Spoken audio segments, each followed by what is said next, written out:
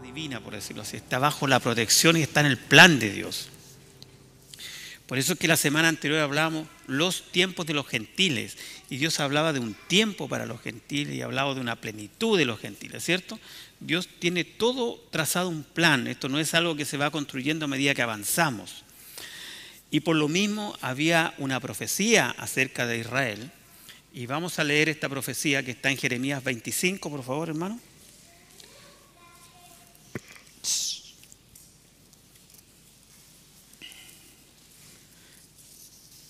Versículo 11 al 14, Jeremías 25.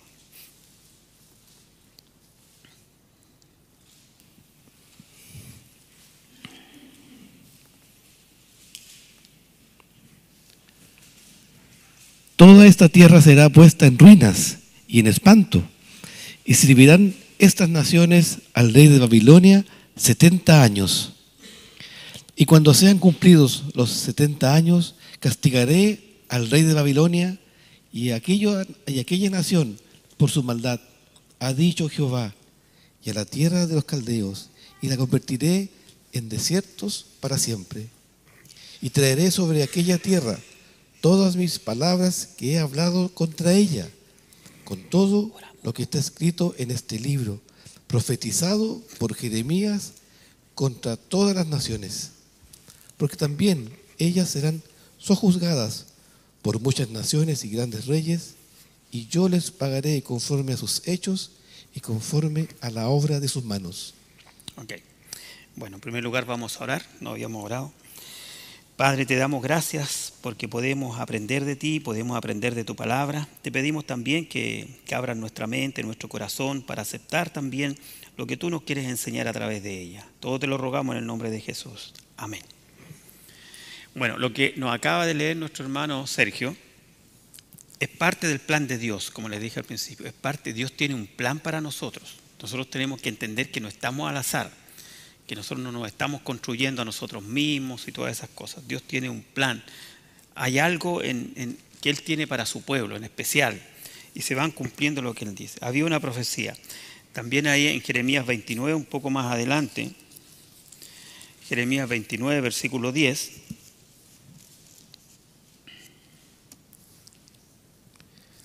Porque así dijo Jehová, cuando en Babilonia se cumplan los 70 años, yo os visitaré y despertaré sobre vosotros mi buena palabra para haceros volver a este lugar. Ok. Y es hermoso este texto porque sigue más adelante, dice, y entonces me invocaréis y vendré y lloraréis y yo os oiré y me buscaréis y me hallaréis porque me buscaréis de todo vuestro corazón. Entonces, el Señor está de nuevo teniendo esa misericordia con su pueblo. Se cumplen los 70 años y le dice, aquellos que los llevaron cautivos van a sufrir también el azote de otro imperio. ¿Se acuerdan el sueño de Daniel? Que les dijo, después de ti vendrá otro imperio y después otro y todo eso. Se está cumpliendo eso, se cumplen 70 años desde que fueron cautivos y el Señor cumple su palabra y despierta el espíritu de un hombre llamado Ciro, que era el rey de Persia. Ahora llegó, acuérdense que estábamos con Babilonia la semana pasada, ahora estamos en el imperio medo-persa, ¿ya? Ciro. Los profetas del cautiverio fueron Jeremías, que está acá, que lo acabamos de leer. Jeremías fue contemporáneo al cautiverio, vivió en el tiempo del cautiverio, también fueron Ezequiel y Daniel, evidente. Y Jeremías fue el que exhorta a la nación sobre esto. Y por lo mismo, en aquel tiempo, aquí hay mucha historia también, vamos a ver mucha historia, y en eso de la historia les voy a decir, y les pido que lo entiendan así, hay libros paralelos, aparte de la Biblia, que son historia de Roma, historia de Grecia, ¿me entienden? Y con eso nos complementamos muchas veces para obtener información, ¿ya? Sobre todo lo que se refiere a la cronología, a los tiempos. Incluso puede hasta servirnos como un texto de historia, nada más que de historia, algún apócrifo del Antiguo Testamento, ¿ya? Como los libros de Macabeo o Judith, que son de esta época. Entonces hay un decreto de Ciro, ¿cierto? Rey del imperio medo-persa, y está en 2 Crónicas 36. Vamos a 2 Crónicas 36.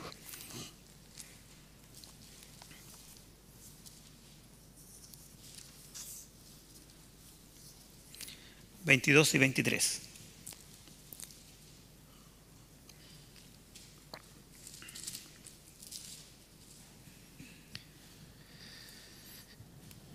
Mas al primer año de Ciro, rey de los persas, para que se cumpliese la palabra de Jehová por boca de Jeremías, Jehová despertó el espíritu de Ciro, rey de los persas, el cual hizo pregonar de palabra y también por escrito por todo su reino, diciendo: así dice Ciro, rey de los persas: Jehová, el Dios de los cielos, me ha dado todos los reinos de la tierra, y él me ha mandado que le edifique casa en Jerusalén, que está en Judá. Quien haya entre vosotros de todo su pueblo, sea Jehová su Dios con él y suba. Ya. Entonces tenemos a Daniel, a sus amigos, consejeros del rey, ¿cierto? Ellos eran consejeros, eran sabios en la corte. Recuerden que después que Daniel interpreta el sueño de Nabucodonosor, dice que fueron puestos en lugares de prominencia. Daniel fue puesto solamente abajito del rey Nabucodonosor, y ellos quedaron seguramente ahí con esa tarea. Y el rey Ciro ve que hay una profecía de que el Dios de los cielos, el creador de la tierra, él que era un pagano, obedece a Dios, y dice: no, hay una profecía y yo soy parte de esta profecía, y hace que su pueblo regrese. Y así comienza el retorno, con este decreto del rey Ciro, de palabra y por escrito, se pregonaba en el reino. Bueno, esto es más o menos algo de la cronología. Esto lo vimos la semana pasada, este mismo cuadro, pero ahí arriba aparecían versículos. Hoy día incluimos a Joacim, Joaquín y Sedequías para recordar un poco lo que pasó cuando fueron cautivos, ¿ya?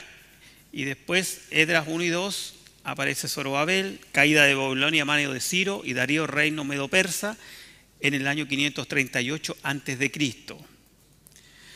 Y aquí aparecen profetas en el retorno, aparecen grandes líderes, 3 grandes líderes, que son Zorobabel, Esdras y Nehemías, ¿ya? Vamos a vivirlo en detalle primero, y finalmente vamos a ver un cuadro así como parecido a este, que nos va a explicar todo el detalle de todo lo que pasó. No es fácil entenderlo bien, porque uno se puede confundir, ¿ya? Se puede confundir. Así que, harta atención. El regreso a Jerusalén. Ciro autoriza un retorno y se hace un regreso en 3 etapas. Primero Zorobabel, ¿ya? Con un primer grupo, 537 años antes de Cristo. En algunos escritos sale como 538, pero mira, no peleemos por eso, ¿ya? Eso se relata en Esdras, de los capítulos 1 al 6. Está todo el regreso del primer grupo de Zorobabel. Segundo grupo, 78 años después. Esdras, está en Esdras capítulo 7 hasta el capítulo 10, se relata todo eso. Nehemías, tercer grupo, 14 años después. Eso se relata en Nehemías 1 y Nehemías capítulo 2, ahí vamos a ver un poco de esos textos. Ahora, si nosotros entendemos que Zorobabel parte, por decirlo así, en el año 0 del decreto de Ciro, ¿cierto? Bueno, no fue en el año 0, pero pasó un tiempo también, como 2 años, ¿ya? Pero desde ese momento pasaron 78 años para que otro grupo pudiera irse. Nos da a entender que no tenían mucha intención de volver a Jerusalén. Habían vivido 70 años, la mayoría había nacido en Babilonia, sabían de alguna manera, si bien preservaron su cultura, la religión y todas las cosas, igual se habían acomodado en Babilonia. Acá hay mucha enseñanza para nuestra vida también, ¿cierto? Pero los días miércoles nos vamos más por el lado del estudio que de la parte de la aplicación de un sermón, ¿ya? Pero cada uno de ustedes va a ir con su sabiduría entendiendo también de cómo nos acostumbramos a Babilonia, ¿cierto? Ellos se acostumbraron, se quedaron ahí. De hecho, 2 grandes emblemáticos como Daniel y Esther no vuelven a Jerusalén. No vuelven a Jerusalén. Ya. Hubo profetas también después de la cautividad cuando regresaron. Ageo fue un profeta que nació en Babilonia y acompañó a Zorobabel. Ageo era de familia noble, de familia sacerdotal, ¿ya? Después viene Zacarías, que profetizó y se vino también en el primer grupo con Ageo. Después aparece uno que nosotros conocemos más, que es Malaquías. Malaquías es contemporáneo de Esdras y Nehemías, es decir, 80 años después más o menos aparece Malaquías, ¿ya? Veamos que no es menor esto de los años. Hay que tomar en consideración eso, que el pueblo no regresó cuando Ciro dijo que regresaran, ¿ya? Y no regresó todo el pueblo. Pero no juzguemos a Esther porque se haya quedado. Después vamos a ver que ella tuvo una labor muy importante porque fue para preservar al pueblo de Dios que quedó allá en lo que hoy día es Irán, ¿cierto? Que son los persas, ¿cierto? Entonces no tenemos a veces que juzgar así apresuradamente porque Dios tiene un plan para nuestras vidas. Y este Malaquías fue el último de los profetas del Antiguo Testamento y recién 400 años después aparece Juan el Bautista. ¿Ya? Hay un lapso de 400 años que si alcanzamos vamos a ver esa parte también, qué pasó en esos 400 años, cómo vivían, qué es lo que hacían, todas esas cosas. Ya, el primer grupo es Zorobabel, ¿cierto? El primer grupo que sale, que se viene de Babilonia, es Zorobabel. Zorobabel regresa aproximadamente en el año 537 a.C. Con él vienen aproximadamente 42.000 personas, ¿ya? Y eso lo vamos a ver nosotros en el... Me gustaría que leyéramos el Esdras 1, Esdras capítulo 1, los versículos 1 al 4.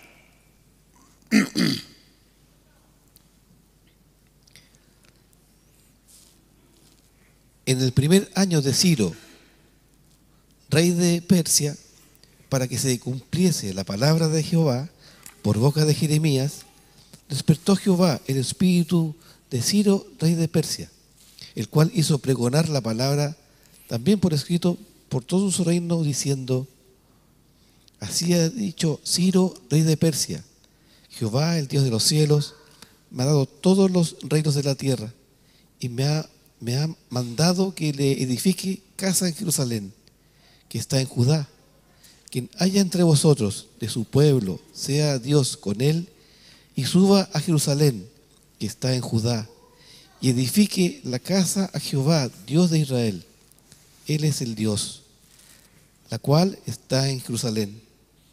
Y a todo el que haya quedado en cualquier lugar donde more, ayúdenle los hombres de su lugar con plata, oro, bienes y ganados, además de ofrendas voluntarias para la casa de Dios, la cual está en Jerusalén. Ya. Entonces acá comienza ya el viaje, ¿cierto? Se preparan. Acá está lo que se llama el decreto de Ciro. ¿Y qué es lo que hace Zorobabel? Como les dije antes, Zorobabel regresa en el año 537 a.C. ¿Y cuál es la importancia que él tiene? Zorobabel restaura las ceremonias y el culto, todo en Jerusalén. Empieza la construcción del templo, las bases del templo, los cimientos del templo, el radier del templo. Y finalmente logran terminar el templo. Se interrumpe después un tiempo la construcción, ¿se acuerdan que los acusan y después vuelven allá? Y hay todo un tema ahí entre medio. Pero finalmente terminan, reparan el altar y restauran la adoración a Dios. Entonces, estos tres grupos tienen diferentes propósitos o metas. Zorobabel tiene esta meta, la parte ceremonial, la parte sacerdotal, la construcción del templo, todo lo que es la ceremonia, ¿ya? Después vamos a ver lo que hace Esdras y lo que hace Nehemías. Pero vamos a ir así paso a paso para no perdernos, ya. Vamos a leer en el capítulo 3, Esdras capítulo 3.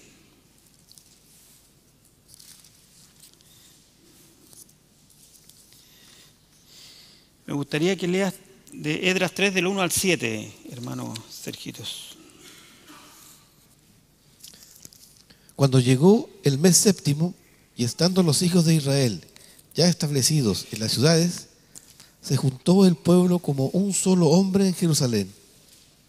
Entonces se levantaron Jesúa, hijo de Josadac, y sus hermanos los sacerdotes, y Zorobabel, hijo de Salatiel, y sus hermanos, y edificaron el altar del Dios de Israel para ofrecer sobre él holocausto, como está escrito en la ley de Moisés, varón de Dios. Y aquí empieza, dígale no. Y colocaron el altar sobre su base porque tenían miedo de los pueblos de las tierras, y ofrecieron sobre él holocaustos a Jehová, holocaustos por la mañana y por la tarde. Celebraron asimismo las fiestas solemnes de los tabernáculos, como está escrito, y holocaustos cada día por orden conforme al rito, cada cosa en su día.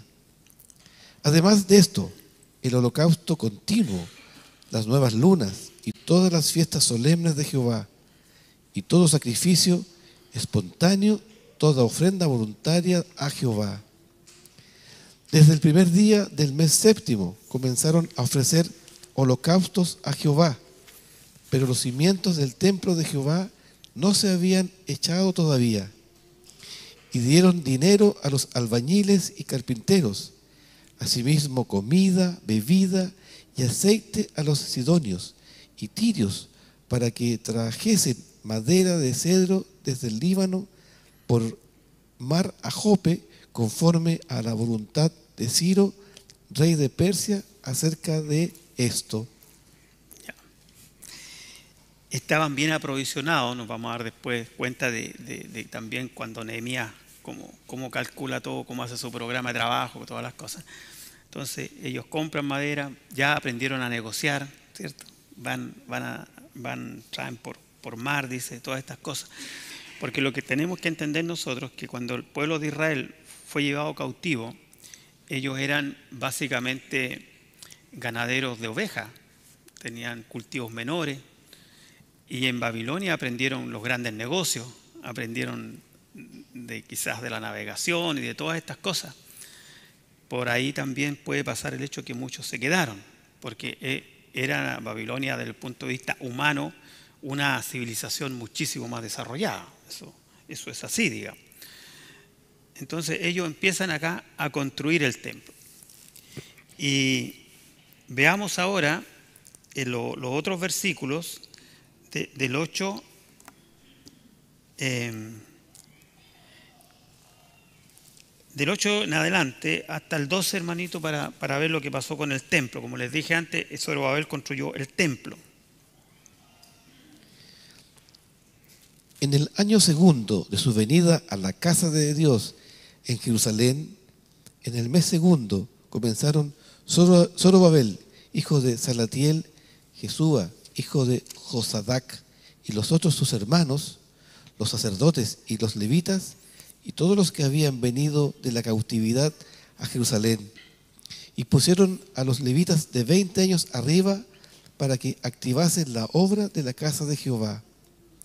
Jesúa también, sus hijos y sus hermanos, Cadmiel y sus hijos, hijos de Judá, como un solo hombre, asistían para activar a los que hacían la obra en la casa de Dios, junto con los hijos de Enadad, sus hijos y sus hermanos levitas.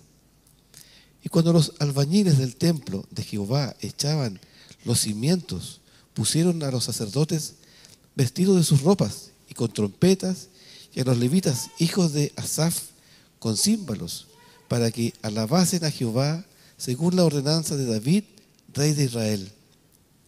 Y cantaban, alabando y dando gracias a Jehová, y diciendo, porque Él es bueno, porque para siempre es su misericordia sobre Israel.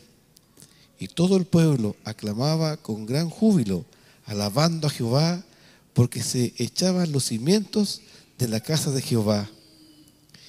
Y muchos de los sacerdotes, de los levitas y de los jefes de las casas paternas, ancianos que habían visto la casa primera, viendo echar los cimientos de esta casa, lloraban en alta voz, mientras muchos otros daban grandes gritos de alegría.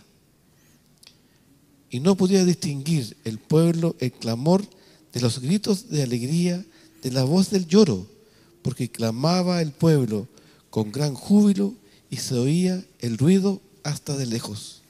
Ya.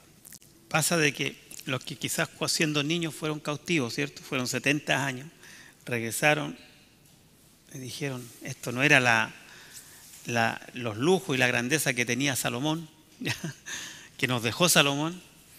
Recuerden que el templo fue destruido con Sedequías en la última deportación, lo quemaron, hicieron de todo, no había nada. Pero los que nunca habían visto el templo se alegraban porque tenían un templo, ¿ya? Son cosas que el escritor quiso dejar esos detalles ahí, que también son aplicaciones para nuestra vida, ¿ya? Y lo más hermoso de acá es que nosotros vemos que todo el pueblo se involucra, porque dice como un solo hombre, ¿ya? Como un solo hombre, o sea, todos eran de un mismo sentir, tenían un propósito, todos trabajaban, los sacerdotes, los levitas, todos en la obra del Señor. Es algo muy, muy lindo.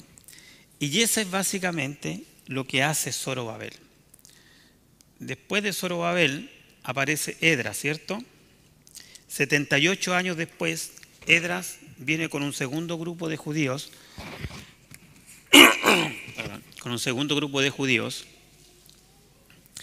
y esto de Esdras está en los capítulos 7 al capítulo 10 de Esdras, ¿ya? También en Nehemías se habla de Esdras, pero en menor. Le anoto eso para que los lean en su casa, porque no vamos a leer todos los capítulos, no alcanzaríamos, no nos daría el tiempo. Lo que sí podemos decir de Esdras, que Esdras era un escriba diligente en la ley de Jehová. Esdras era un varón, así como Zorobabel era un príncipe de Judá, él era un escriba, un hombre de letras, por decirlo así, un intelectual, ¿ya? Este Esdras tuvo la tarea de compilar en un solo texto el canon del Antiguo Testamento. En ese momento habían escritos en arameo, habrían escritos también en ¿cómo se llamaba la otra lengua que tenían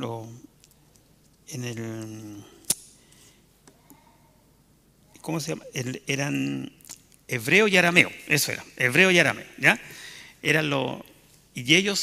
Y empieza Esdras y se da la tarea de compilar lo que es la ley, lo que es el Pentateuco, lo que es los profetas, todo lo junta en un solo libro, ¿ya? Él se dio a esa tarea. Era un hombre, como les dije antes, muy estudioso, un escriba diligente en la ley de Jehová. Ahora, Esdras también era un expositor de la palabra. Él, cuando ya terminan el trabajo del templo y todo, viene Nehemías.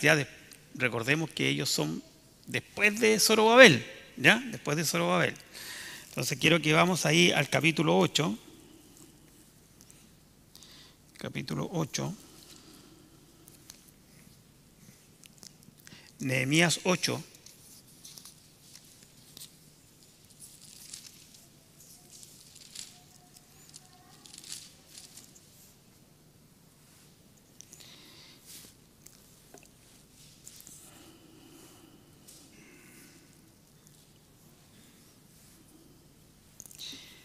Como les dije antes, Esdras se dio a esa labor, se dio a esa tarea, y él era un escriba. ¿Qué significa que era un escriba? Que era un hombre diligente en la palabra de Dios, era un estudioso en la palabra de Dios, ¿ya?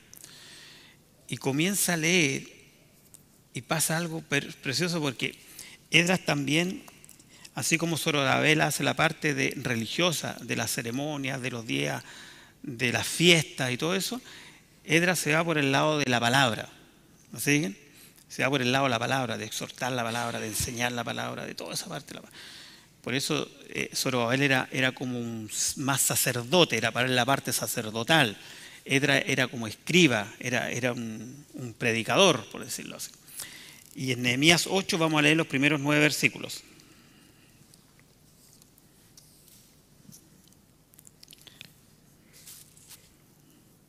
Venido el mes séptimo, los hijos de Israel estaban en sus ciudades.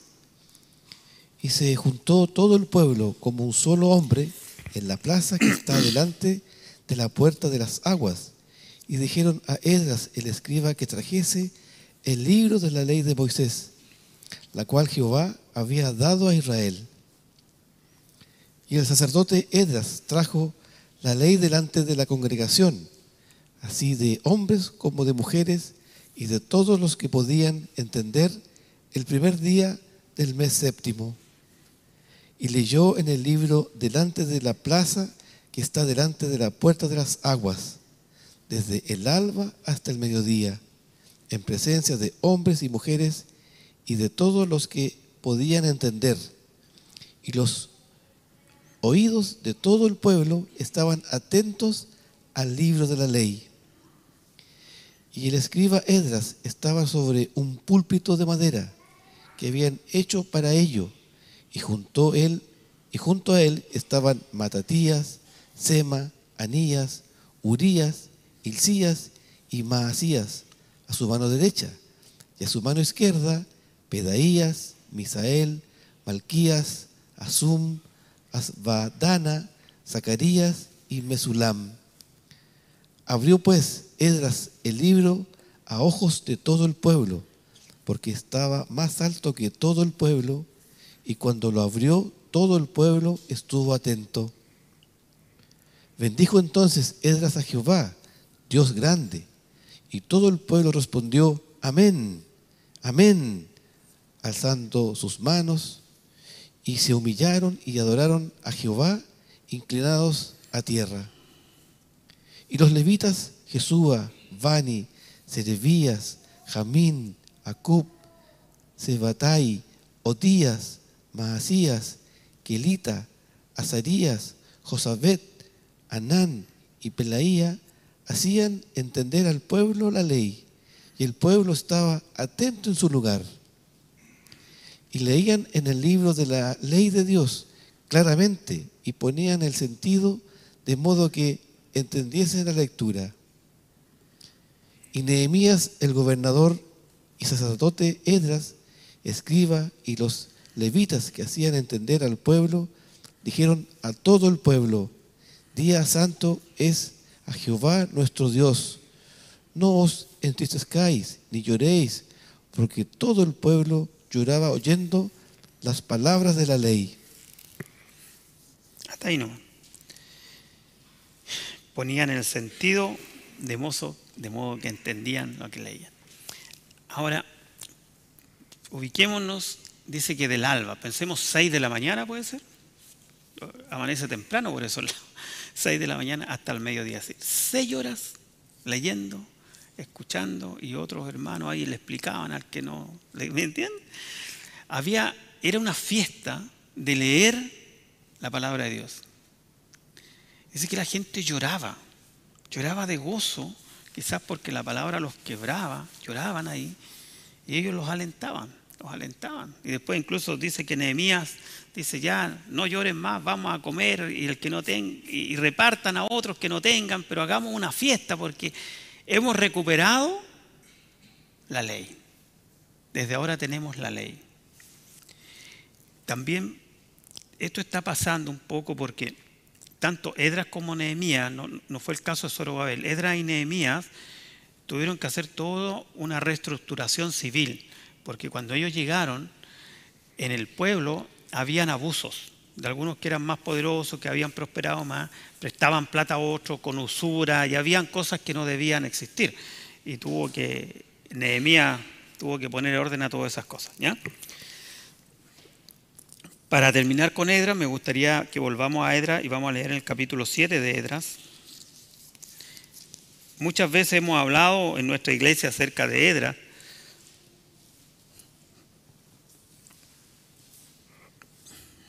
pero quiero que entendamos quién realmente era Esdras. Y vamos a leer del versículo 1 hasta el 10. Esdras 1 al 10. Esdras 7. Pasadas estas cosas, en el reinado de Artajerjes, rey de Persia, Esdras, hijo de Seraías, hijo de Azarías, hijo de Hilcías, hijo de Salum, hijo de Sadoc, hijo de Aitot, hijo de Amarías, hijo de Azarías, hijo de Merayot, hijo de Seraías, hijo de Uzi, hijo de Buki, hijo de Abisúa, hijo de Finees, hijo de Eleazar, hijo de Aarón, primer sacerdote. Hasta ahí, por ahora hasta ahí. Porque dice, ¿por qué esta genealogía? Hermano, ¿llegó hasta dónde? Hasta Aarón. Ah, qué hermoso. Entonces, después tienen que ver los que eran judíos, porque siempre se les involucraban gente ahí que después le echaban a perder todo el cuento, ¿cierto? Entonces dice, hijo de hasta Aarón, primer sacerdote. Ese era Esdras, hermanos. Un hombre diligente en la palabra, un hombre que cuidó los escritos, que fue, él se instruyó en Babilonia, ojo. Estando en Babilonia, igual estudió, igual consultó los textos antiguos. Él vino desde Babilonia a Jerusalén. Y veamos después algo también hermoso. Detengámonos del 7 al 10, por favor, Sergito. Perdón, del 6, quedamos en el 5. Este Esdras subió de Babilonia. Era escriba, diligente en la ley de Moisés, que Jehová, Dios de Israel, había dado. Y le concedió el rey todo lo que pidió, porque la mano de Jehová, su Dios, estaba sobre Esdras. Y con él subieron a Jerusalén algunos de los hijos de Israel y de los sacerdotes, levitas, cantores, porteros y sirvientes del templo, en el 7º año del rey Artajerjes. Y llegó a Jerusalén en el mes 5 del año 7 del rey, porque el día 1 del primer mes fue el principio de la partida de Babilonia, y el 1 del mes 5 llegó a Jerusalén, estando con él la buena mano de Dios. Porque Esdras había preparado su corazón para inquirir la ley de Jehová y para cumplirla, y para enseñar en Israel sus estatutos y decretos. Ya, vamos a ver algunas cosas de Esdras acá, algunas características de él. Primero dice que Esdras subió de Babilonia, es decir, Esdras nació en Babilonia, ¿ya? Y en el versículo 6 hay una última frase que dice, porque la mano de Jehová, su Dios, estaba sobre Esdras. Ahora, ¿por qué la mano de Jehová, su Dios, estaría sobre él? ¿Cierto? Hace la pregunta. Y creo que la respuesta está en el versículo 10. Dice, porque Esdras había preparado su corazón, en primer lugar, para inquirir la ley de Jehová, para cumplirla, es decir, no era un teórico, era un hombre que cumplía la ley, y para enseñar en Israel sus estatutos y decretos. Y esto es como un proceso, ¿cierto? Preparar el corazón, inquirir en la ley, cumplir la ley, enseñar la ley. Es una historia de vida para cada uno de nosotros, ¿ya? Por eso quise detenerme ahí. Preparar el corazón, repito, inquirir en la ley, cumplirla, enseñar en Israel sus estatutos y decretos.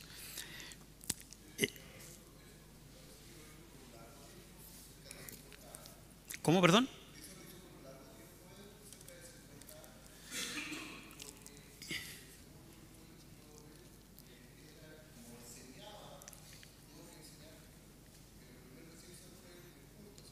Sí.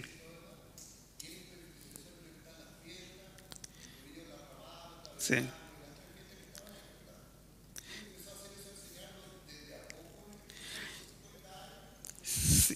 Sí. Claro, lo que pasa es que aquí de repente uno se pierde un poco, pero sí, no, mira, vamos a ir a esta, vamos a ir aquí con este, mira.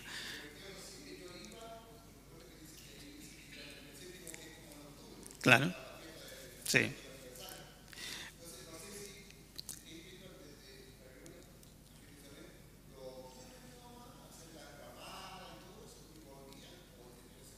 No, es que ellos en este momento, en este punto, están solamente en Jerusalén. ¿Ya? Y cuando él vuelve, piensen que de Babilonia a Jerusalén son como 1000 kilómetros. Ya, no es ir y volver. En ese tiempo era a pie. No, cuando Esdras se va de Babilonia ya no vuelve a Babilonia. No vuelve. El único que volvió fue Nehemías, que lo vamos a ver después. ¿Por qué volvió? Porque le pidieron expresamente que volviera. Pero vuelve por un periodo corto y después regresa a Jerusalén. ¿Ya? Mira, es que a veces uno se pierde con los años, que no tengo el otro puntero. Voy a correrme. Zorobabel, año 537. Esdras, segundo grupo, año 458. 78 años después llega Esdras. Entonces cuando llega Esdras, ya estaba el culto, ya Zorobabel había hecho el culto. ¿Sí? Zorobabel fue el que reconstituyó todo lo que es la parte del culto, de los sacrificios, toda esa cosa. ¿Ya? Entonces cuando llega Esdras, la parte del culto estaba lista, el templo estaba listo. Y él llega a la palabra. ¿Sí? Exactamente, a enseñar de la palabra. Todos los años que vivió, porque Esdras llega a Jerusalén y nunca se va de Jerusalén, muere en Jerusalén. ¿Ya? Entonces todos los años que él quedó en Jerusalén se dedicó solamente a enseñar. Incluso algunos dicen que él tuvo una escuela de pensamiento, después una escuela como era a la usanza de los antiguos filósofos, donde muchos aprendían de él. ¿Ya? Pues, que a veces nos parece que fueran como que fueron muy juntos, pero no fueron tan juntos. Lo más probable que vamos a ver después también de los profetas, que estos profetas que yo les mostré acá, Malaquías no se conoció con Ageo. Ya Ageo había muerto. ¿Me siguen? Entonces a nosotros se nos junta porque la Biblia está uno al lado del otro. Entonces dicen los profetas post cautividad, Ageo, Zacarías, Malaquías. No, pero es que Malaquías vino después, 78 años después. Claro, entonces de repente, claro, pero tanto Zorobabel como Esdras son los que se hacen cargo de la parte del culto, de la adoración, de la alabanza y de la palabra. Y después aparece este otro líder, otro caudillo, que es Nehemías, que tiene otra función. Nehemías viene a reconstituir el muro. ¿Ya? Nehemías, a diferencia de los otros, no era noble, no venía de familias nobles, no era un príncipe como Zorobabel, ni venía de la familia sacerdotal. Era un judío que logró escalar en Babilonia y llegó a ser copero del rey, algo así como una especie de un mayordomo, ¿ya? Y este Nehemías tiene la función específica de reconstituir el muro, pero también hace muchas reformas a la vida civil. Hace leyes a la vida civil de la convivencia civil, como les dije antes, por el tema de los préstamos. Incluso algunos habían esclavizado a sus hermanos, habían cosas bien horrorosas ahí, porque como... Ahora, Esdras viene 14 años después Nehemías viene 14 años después de Esdras. Zorobabel, 78 años, Esdras, 14 años después, Nehemías. Ellos no se conocen con Zorobabel. Esdras y Nehemías son contemporáneos. En ese periodo de tiempo alcanzaron a conocerse y a hacer cosas juntos. ¿Ya?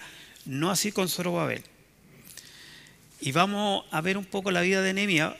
Este es el tercer grupo y último grupo, entre comillas, porque después vino mucha gente, pero de los grupos que nos habla la Biblia.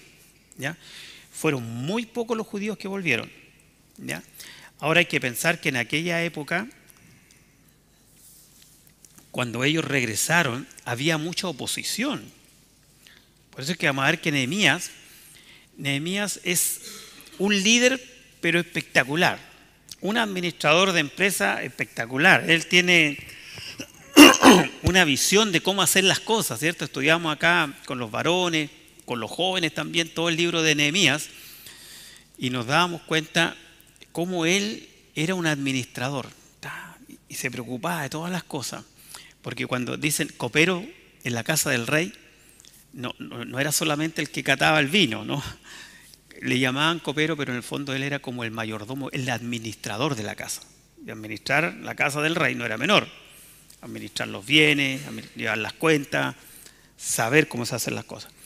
Y el Señor va usando personas así en esos puntos clave. Por eso no todos somos iguales, no todos tenemos los mismos dones, no todos hacemos las mismas cosas. Ya, vamos a Nehemías 1, del 1 al 3.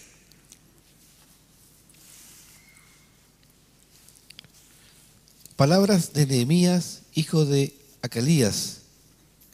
Aconteció en el mes de Kislev, en el año 20, estando yo en Susa, capital del reino, que vino Anani, uno de mis hermanos, con algunos varones de Judá. Y le pregunté por los judíos que habían escapado, que habían quedado de la cautividad, y por Jerusalén. Y me dijeron: el remanente, los que quedaron de la cautividad allí en la provincia, están en gran mal y afrenta, y el muro de Jerusalén derribado y sus puertas quemadas a fuego. Ya. Después dice: cuando oí estas palabras me senté y lloré y hice duelo y ayuné delante del Dios de los cielos. Nehemías escucha este informe que le traen sus hermanos, ¿cierto? Y llora. Llora porque ve y se da cuenta de la desolación de Jerusalén. ¿Qué pasó acá? Zorobabel, la ceremonia, el altar, después viene Esdras, la palabra, está terminado el templo, hacen la oración, lo dedican, ¿no es cierto? Pero no hay muros. También tenemos una aplicación para nuestras vidas. Tenemos que poner muros en nuestra vida para que el enemigo no cruce esa frontera. Si no, Satanás se pasea como Pedro por su casa. Y es lo que ocurre muchas veces.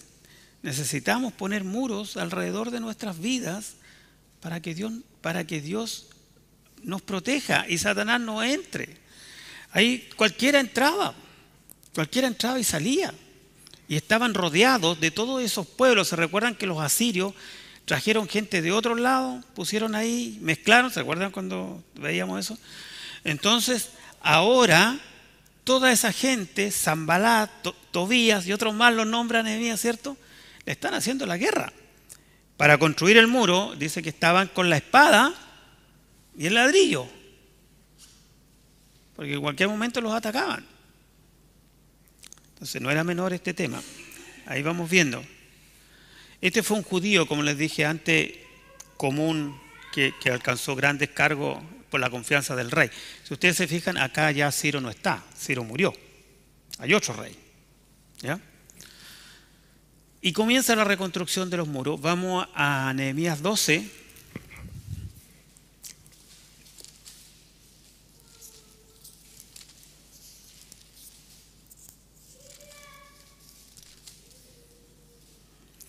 Terminan el muro y hay una dedicación del muro. Traen a los levitas, traen a los sacerdotes, traen todos, y nuevamente una ceremonia, y nuevamente damos gracias a Dios porque se levantaron los muros. Se completó la tarea. Nehemías 12, del 27 al 34.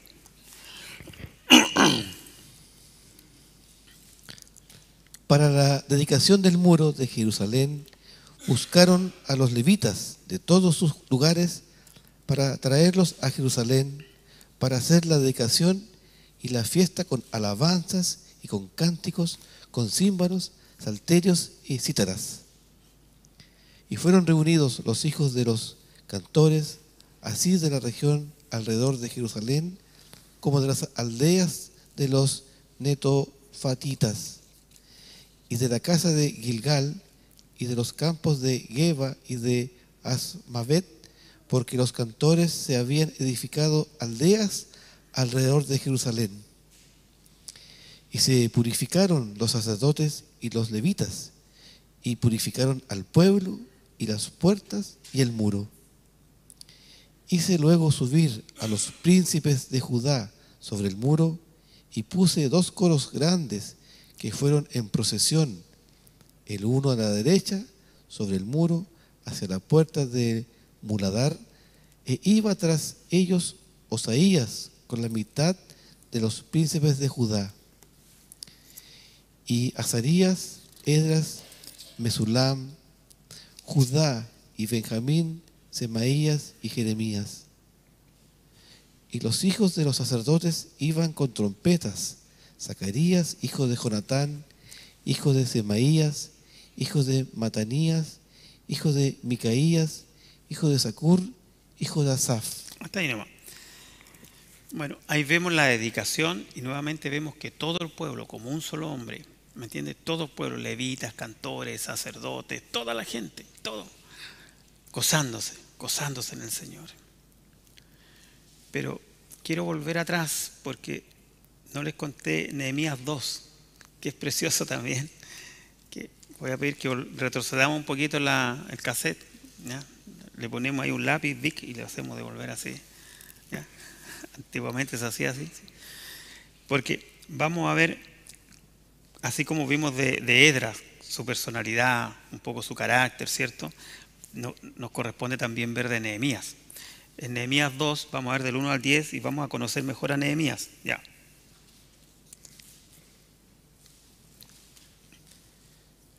Sucedió en el mes de Nisán, en el año 20 del rey Artajerjes, que estando ya el vino delante de él, tomé el vino y lo serví al rey. Y como yo no había estado antes triste en su presencia, me dijo el rey: ¿por qué está triste tu rostro? Pues no estás enfermo. No es como sino quebranto de corazón. Entonces temí en gran manera. Y le dije al rey: para siempre viva el rey. ¿Cómo no estará triste mi rostro cuando la ciudad, casa de los sepulcros de mis padres, está desierta y sus puertas consumidas por el fuego? Y me dijo el rey: ¿qué cosa pides? Entonces oré al Dios de los cielos y dije al rey: si le place al rey y tu siervo ha hallado gracia delante de ti, envíame a Judá, a la ciudad de los sepulcros de mis padres, y la reedificaré. Entonces el rey me dijo, y la reina estaba sentada junto a él: ¿cuánto durará tu viaje y cuándo volverás? Y agradó al rey enviarme después que yo le señalé tiempo. Además, Hay un poquito, mira, es que aquí hay como dos partes. La primera parte es esta, donde vemos a un hombre, a un Nehemías, que no solo tiene la confianza del rey, sino que además es apreciado por el rey, ¿cierto? Y se preocupa. ¿Qué te pasa? Te noto triste, te noto mal, te noto, ¿cierto? Incluso la reina. Entonces, también vemos un testimonio de vida de él, de Nehemías. Era un hombre que ante el rey daba un testimonio. Él siempre dispuesto, siempre alegre, siempre bien. Y de pronto se asustan de verlo así. ¿Y por qué lo tuvo ahora? Porque lo que vamos a leer ahora también nos demuestra, como les dije antes, el carácter de Nehemías, la inteligencia que él tenía y la capacidad de poder ordenar y organizar. Todo lo que él pide tiene un propósito, todo lo que él pide lo necesita después, ¿ya? Vamos al versículo 7. Hasta el 10. Además dije al rey: si le place al rey que me den cartas para los gobernadores al otro lado del río, para que me franqueen el paso hasta que llegue a Judá, y carta para Asaf, guarda del bosque del rey, para que me dé madera para enmaderar las puertas del palacio de la casa, y para el muro de la ciudad y la casa en que yo estaré. Y me lo concedió el rey, según la benéfica mano de mi Dios sobre mí. Vine luego a los gobernadores del otro lado del río y les di las cartas del rey. Y el rey envió conmigo capitanes del ejército y gente de a caballo.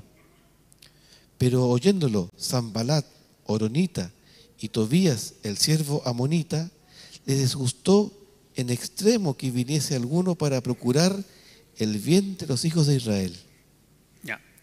Entonces vemos la oposición vemos la disposición, vemos al rey, vemos a la reina, que ellos son parte del plan de Dios. La palabra nos dice que Ciro no conoció a Dios. Ciro no, Dios dice que él usó a Ciro para su pueblo, pero Ciro no fue un hijo de Dios. Ahora vemos a otro rey, Ciro ya había muerto, hay Artajerjes. Y también es ocupado, usado por Dios. Lo que nos dice que muchas veces también Dios va a usar personas que a lo mejor no necesariamente son creyentes para el beneficio de su pueblo. Y tenemos que ser sabios en ver y entender esas señales también. Puede pasar en nuestra vida, no siempre andemos con esa actitud, no, pero es que sea acá, no.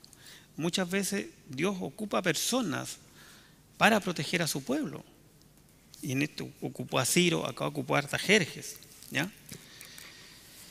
Después ustedes van a ver en el capítulo 13, tarea para la casa, sobre algunas de las reformas que hicieron tanto Esdras como Nehemías. No las vamos a leer acá porque el capítulo 13 es extenso, ¿ya?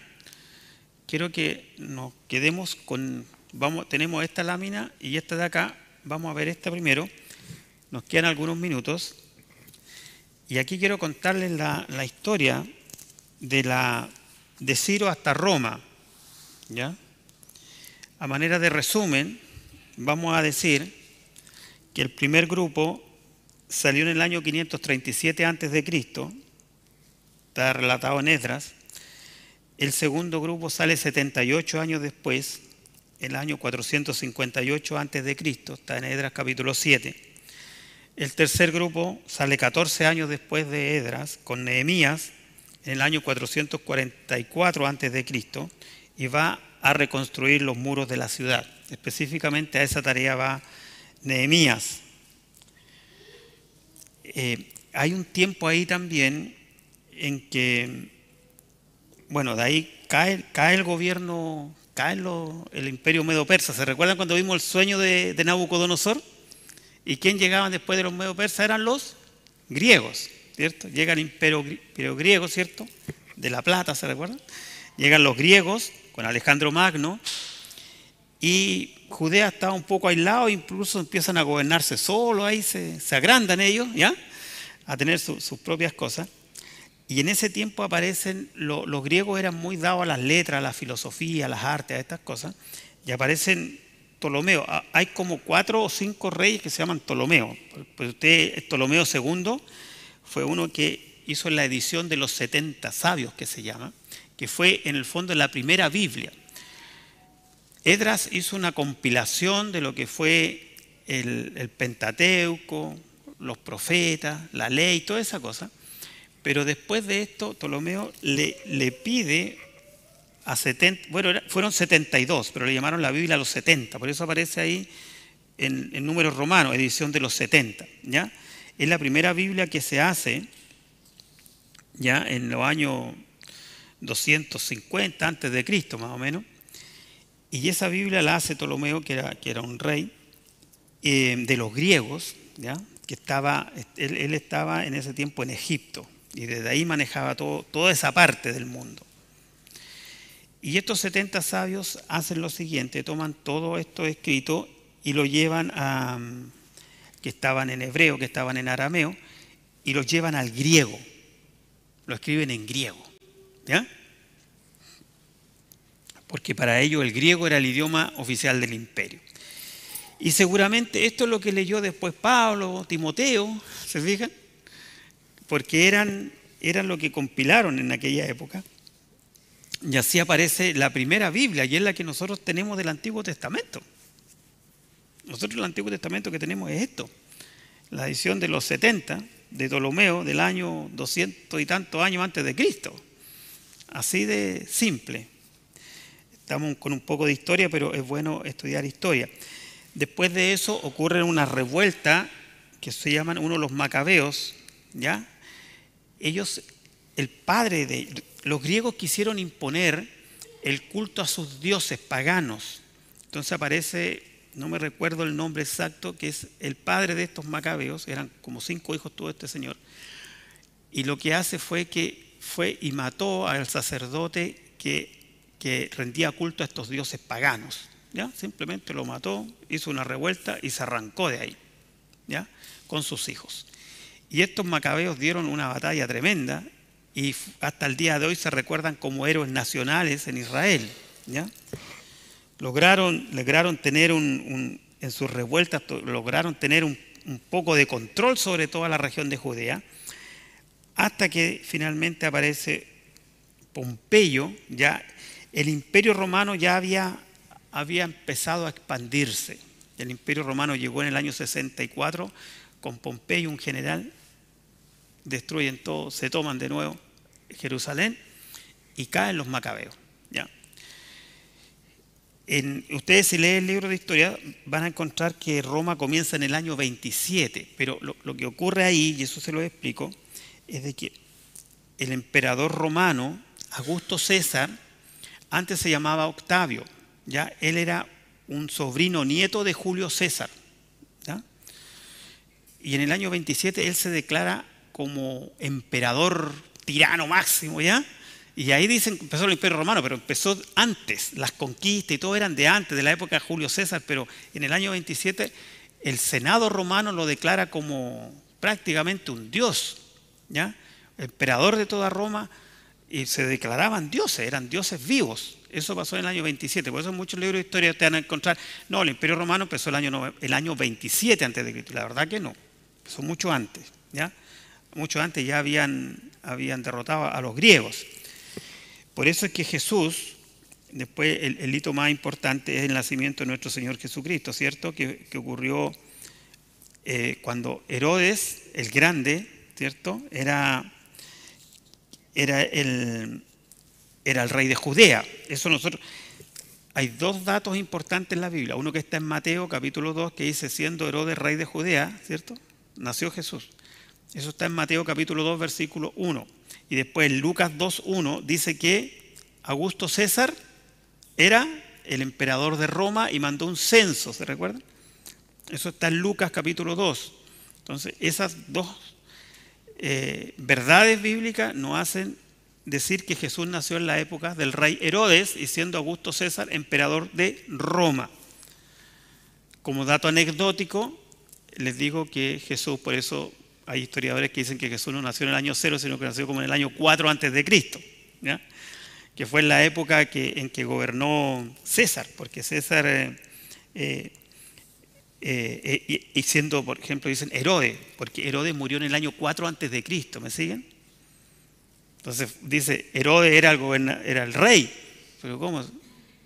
Ahora, ¿qué pasó ahí? Pasaron dos cosas. Uno, que el Augusto César antes se llamaba Octavio y cuando lo nombran gobernó como 3 años como Octavio y después cuando lo nombran emperador y Dios ya los romanos, el Senado, se cambió nombre y se llamó Augusto César. Entonces la historia lo nombra cuando a Gregorio hace el calendario gregoriano, se llama, que tenemos nosotros por Gregorio, ¿cierto? Ese sacerdote ya de la época del Imperio Romano. Él comete 2 errores. Uno, que no consideró el reino de Augusto César cuando se llamaba Octavio, y ahí se comió 3 años, y ellos contaban desde el 1, no conocían el 0, no usaban el 0.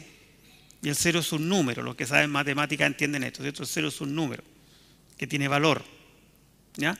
Pero ellos no usaban el 0. Entonces por eso ahí hay un desfase. De ahí que creemos que Jesús pudo haber nacido en el año 5 antes de Cristo, más o menos. Cosas que es súper rara, pero es historia, ¿ya? Y no le quita divinidad ni le quita nada. La Biblia dice que fue en los tiempos del rey Herodes, y el rey Herodes dice que gobernó del año 37 al año 4 antes de Cristo. ¿Qué más? ¿Alguna pregunta sobre esto? ¿Quedó claro? El retorno, 3 viajes, 3 etapas, ¿cierto? Zorobabel, Esdras, Nehemías. Esto es la historia de la humanidad. Y acá lo último del retorno judío, para que ustedes vean los reyes, porque fue primero Ciro, después Cambiases, que se llamó Artajerjes, que le tenían otros nombres, ¿ya? Después Darío, después Jerjes y otro Artajerjes más. Este Jerjes es el mismo que es Asuero. Acá está Esther. Esther se casa con Asuero. Es el mismo. Le van cambiando los nombres, ¿ya? En algunas partes aparecen con un nombre, después aparecen con otro nombre, ¿ya? Y ahí ahora ustedes van a entender mejor. Abajo están los profetas, Ageo, Zacarías, después Esdras y después acá el Malaquías, ¿ya? Esos son... Se terminó el templo en el año 515, la obra fue detenida en un lapso corto de tiempo, parte de la historia. Y con eso terminamos estos 3 estudios acerca del cautiverio, de lo que pasó en el cautiverio y del retorno. ¿Ok? ¿No hay preguntas? No. ¿Vamos a orar entonces?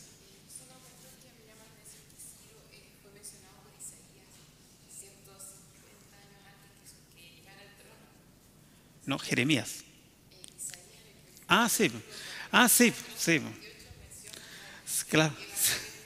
Claro, el que iba a retornarlo. Sí, claro. Claro.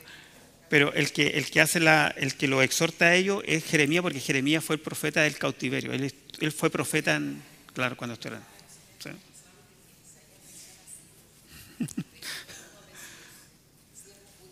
Sí, exactamente. Ciro, que no conoció al Señor, fue usado por Dios. Sí, lo dice Isaías, sí, por ahí sí, dice que habla de Ciro. ¿Voy a orar, hermano, para terminar?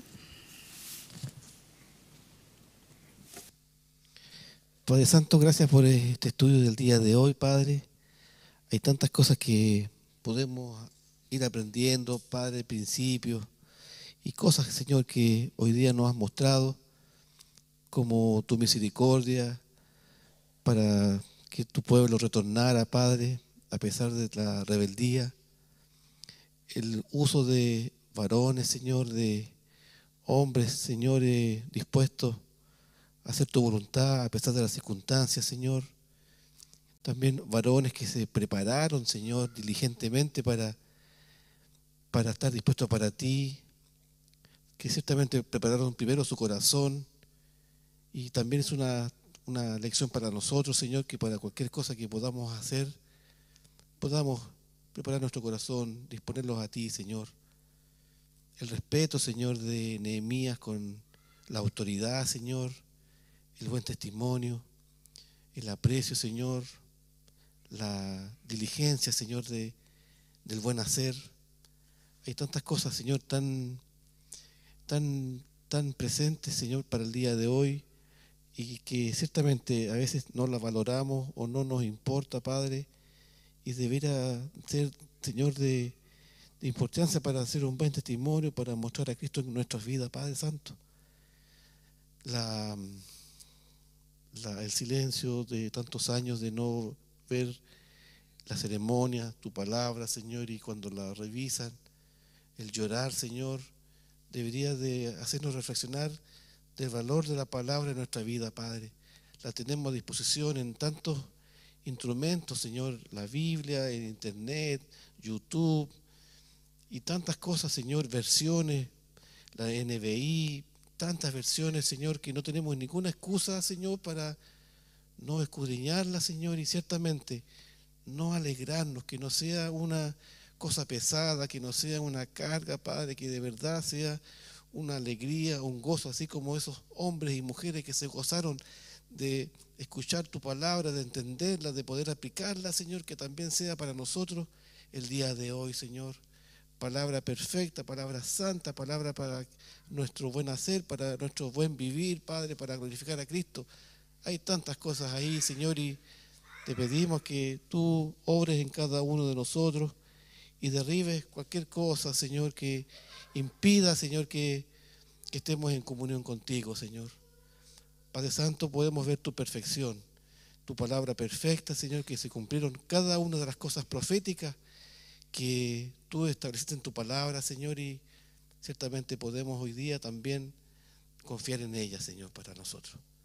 Padre Santo, obra por medio de tu Espíritu Santo en cada uno de nosotros. Habla nuestra vida, Señor, exhórtanos en las cosas que estamos mal, en las cosas que estamos fallando, en las cosas que estamos pecando, Padre, para cambiarlas, Señor, y que podamos dar frutos para la gloria y honra de Cristo. Padre Santo, obra en esta oración, obra en cada uno de nosotros. Te pedimos también por los que están viéndola en internet, Señor, y cada uno de nosotros podamos, como pueblo tuyo, dar gloria y honra a Cristo. Te lo pedimos respetuosamente delante de ti, dejamos esta oración y dejamos esto a nombre de Jesucristo. Amén.